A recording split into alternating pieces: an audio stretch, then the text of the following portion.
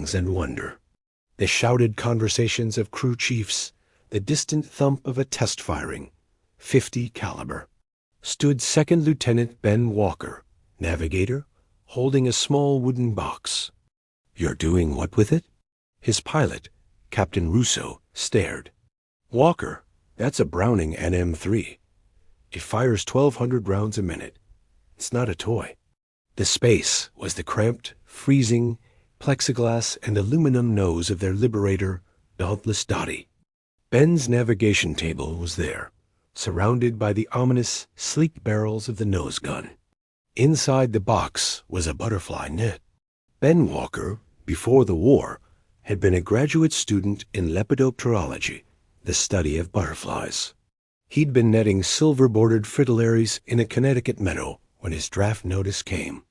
The crew thought it was a hilarious, nervous quirk. "Walker's gonna catch flack in his net," they'd joke. But Ben was serious. On his first 3 missions over Germany and France, he'd seen something impossible: butterflies. Not at altitude, of course, but during the long, low flight over the Channel on the return leg, when the coast of England was a smudge of hope. They'd sometimes flutter past his window-painted ladies, red admirals, migrating on air currents, oblivious to the war. Seeing them was an anchor. They were a living map of peace.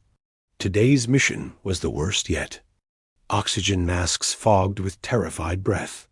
Through a shell hole torn in the nose plexiglass, wind screamed like a banshee, scattering Ben's charts. They dropped their payload and turned for home, a mortally wounded bird. Then the fighters found them. 2 Focke-Wulfs, sleek and shark-like, peeling off for a head-on attack. Russo's voice was a crackle of static and panic in his headphones. The lead FW-190 filled his vision, its wing guns starting to wink. Ben acted on pure, desperate instinct. He didn't reach for the gun. He grabbed his butterfly net. As the German fighter filled the broken nose of the bomber, Ben thrust the net out through the jagged hole in the plexiglass. It was a ridiculous, futile gesture. The net's hoop was a flimsy circle of bamboo, the mesh meant for gossamer wings, not 400 miles per hour metal. To the German pilot, zooming in for the kill, the sight was incomprehensible.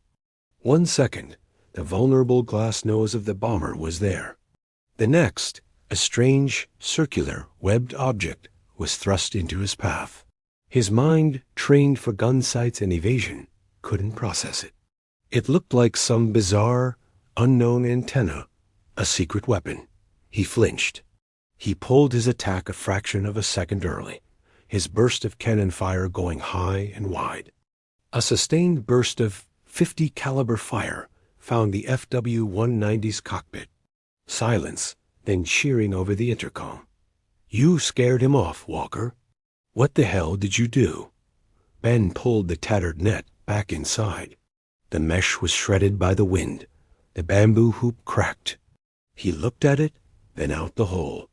The second FW-190, seeing its leader hit, was breaking off. "Just waved hello," Ben said, his voice shaky. The limped back across the channel, fluttered erratically past the jagged hole in the nose. Ben Walker, navigator and lepidopterist, smiled. He'd done it with a different kind of tool, one that measured not stars, but wonder. And in a war of calculated destruction, a moment of pure,